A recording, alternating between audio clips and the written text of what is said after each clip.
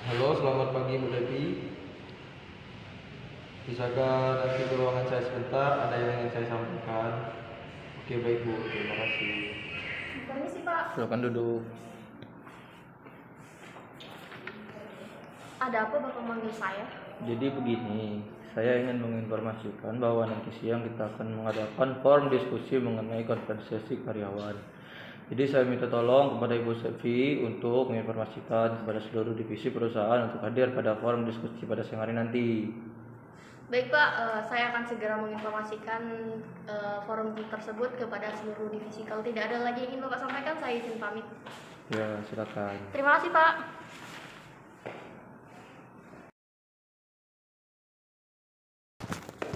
Selamat pagi semua. Saya menyampaikan informasi dari Pak Direktur bahwa hari ini akan diadakannya forum diskusi. Maka dari itu kalian sebagai kepala divisi diwajibkan hadir untuk mengikuti forum diskusi tersebut. Dan untuk Ibu Zara sendiri, kamu diberi wewenang untuk memimpin jalannya forum diskusi tersebut.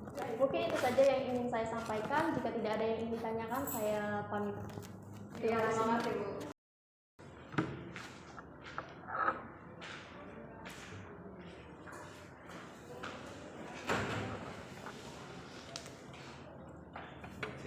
Siang Pak.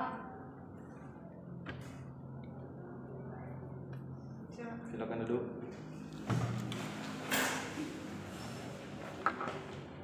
Baiklah, saya Zara Barika, SEMEC selaku manajer personalia perusahaan The Dazzling Spa yang diberi wewenang untuk memimpin forum diskusi ini, dan saya akan mengambil alih terlebih dahulu sebagai pembuka forum kita pada siang hari ini.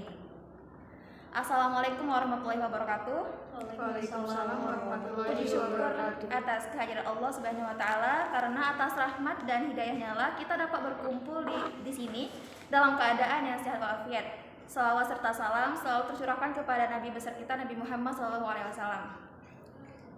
Yang saya hormati Bapak Kemas Alifatullah SMMBA selaku direktur. Yang saya hormati Ibu Devi Safira SMMBM selaku manajer HRD. Dan yang saya hormati Ibu Putri Septia Margareta SEMBA selaku manajer keuangan. Yang saya hormati Ibu Helen Saparingga SEMBA selaku manajer operasional. Dan yang terakhir ada Ibu Selvi Wulandari SEMEC selaku manajer pemasaran. Pada kesempatan kali ini kita akan mengadakan forum diskusi untuk membahas mengenai kompensasi karyawan pada perusahaan kita. Pada forum diskusi ini juga setiap kepala divisi, manajer maupun direktur perusahaan boleh bertanya dan menjawab dari setiap pertanyaan yang diajukan. Baiklah, selanjutnya mungkin saya persilakan kepada Ibu Devi selaku manajer HRD jika ingin menanyakan sesuatu terkait kompensasi karyawan. Kepada Ibu saya persilakan. Terima kasih Ibu Zara atas kesempatannya. Baik, di sini saya ingin bertanya kepada mungkin seluruh kepala divisi maupun Bapak Direktur.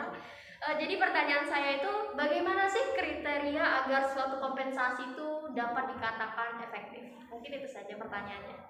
Iya, baiklah, mungkin kali ini akan dijawab oleh Bapak Kemas Alif ya. Silakan Bapak. Oke, baiklah. Yang pertama itu layak ya. Karena kompensasi harus memenuhi persyaratan minimum menurut pemerintah, serikat kerja, dan manajer. Terus yang kedua itu adil. Setiap orang harus dibayar secara adil sesuai dengan usaha, kemampuan, dan keahlian mereka masing-masing. Dan yang ketiga itu seimbang. Upah, tunjangan, penghargaan lain harus memberikan suatu paket penghargaan total yang masuk akal. Dan yang terakhir ada efektif. Upah tidak boleh berlebihan sesuai dengan kesanggupan organisasi untuk membayarnya. Terus ada aman, upaya cukup membantu karyawan terasa aman dan membantu untuk memuaskan kebutuhan dasarnya. Oke, itu saja mungkin. Ya, mungkin jawaban dari Bapak Ali tadi semoga bisa membantu Ibu Devi ya.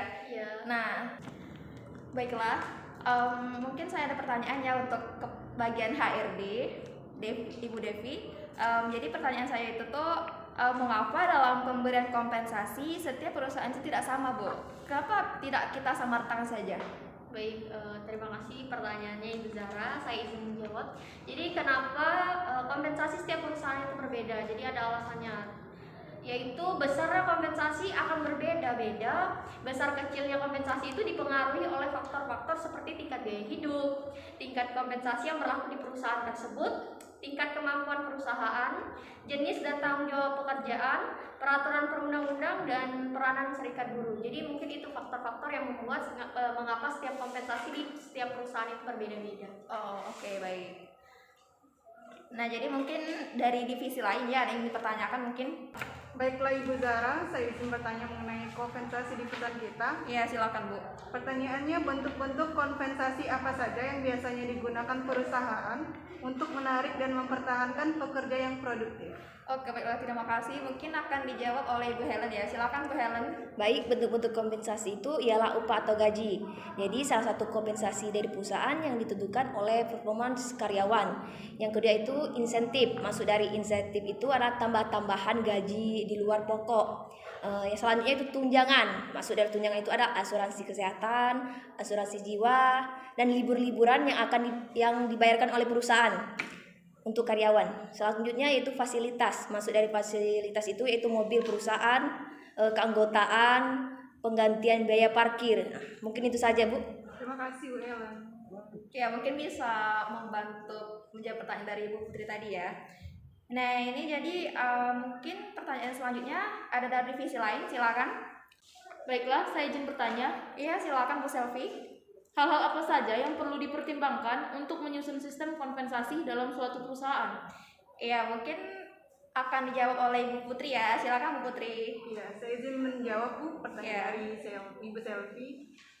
Hal-hal yang perlu dipertimbangkan untuk menyusun sistem kompensasi dalam sebuah perusahaan itu ada 9 ya Bu. Yang pertama ada kapasitas perusahaan, yang kedua ada produktivitas karyawan, yang ketiga jabatan dan posisi, yang keempat pengalaman kerja, yang kelima jenis pekerjaan, yang keenam biaya hidup, yang ketujuh regulasi pemerintah, yang kedelapan itu serikat karyawan, dan yang terakhir ada pasar tenaga kerja. Mungkin itu saja yang bisa saya jelaskan mengenai hal-hal yang perlu dipertimbangkan untuk menyusun sistem kompensasi. Ya, sudah sangat jelas ya jawabannya tadi. Ya, mungkin ini untuk pertanyaan selanjutnya ya. Ini mungkin boleh dari divisi lain untuk bertanya. Saya izin bertanya, Bu. Ya, silakan Bu Oke, Helen. pertanyaan yaitu di dalam kompensasi itu ada 2 metode. Yang pertama itu metode tunggal dan metode jamak. Iya. Bisakah dijelaskan? Ya, mungkin ini dari divisi lain akan menjawab, silakan. Baiklah, saya akan menjawab pertanyaan dari Ibu Helen. Ya, silakan Bu Selvi. Metode tunggal yaitu metode dalam penetapan gaji pokok yang hanya didasarkan pada ijazah terakhir dari pendidikan formal terakhir yang diterima oleh karyawan. Sedangkan metode jamak adalah metode penetapan gaji pokoknya berdasarkan pada beberapa pertimbangan seperti ijazah, sifat pekerjaan, pendidikan formal, bahkan hubungan keluarga pun ikut menentukan besarnya gaji karyawan tersebut. Mungkin itu saja jawaban dari saya. Ya, sudah sangat detail ya, juga ada contohnya juga tadi. Ya, mungkin ini juga untuk question selanjutnya mungkin dari Bapak Direktur kita ya, Bapak Alif, mungkin ada yang ditanyakan. Oke, baik. Di sini saya ingin bertanya ya, mengapa perusahaan harus secara transparan menentukan kompensasi yang sesuai untuk karyawan mereka? Mungkin ada yang bisa jawab?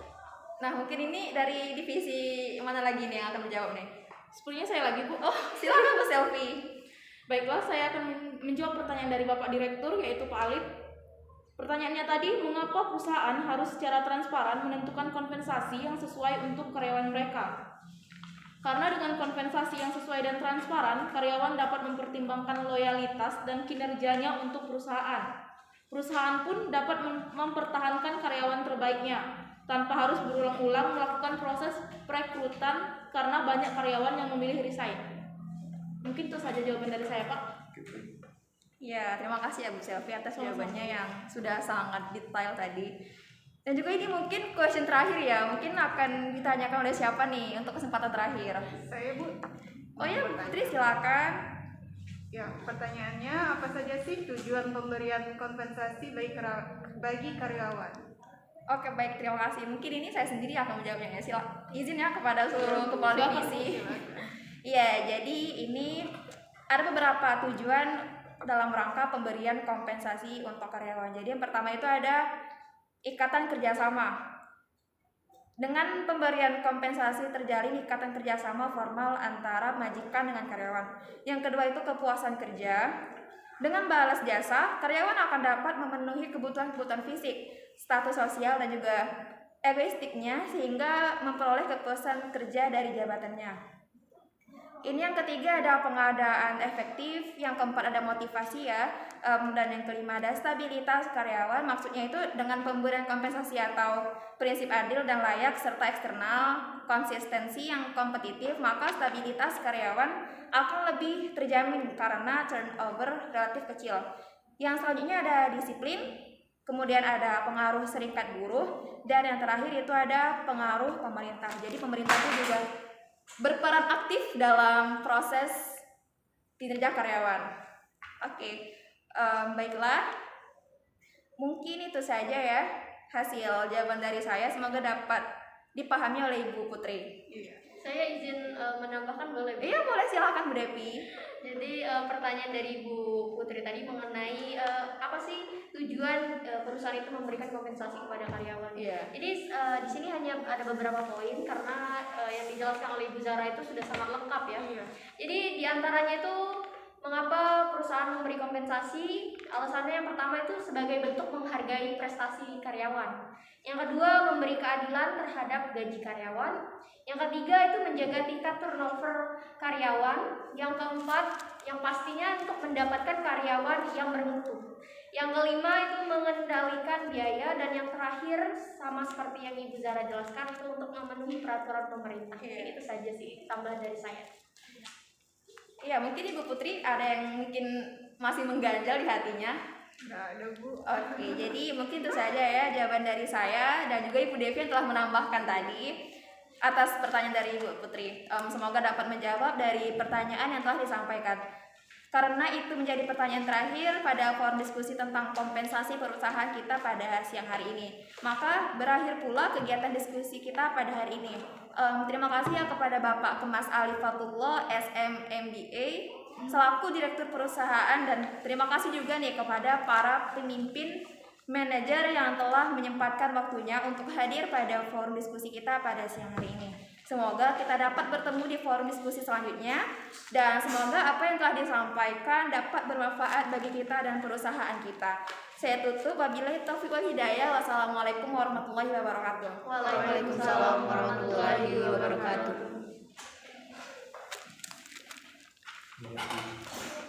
Makasih Pak.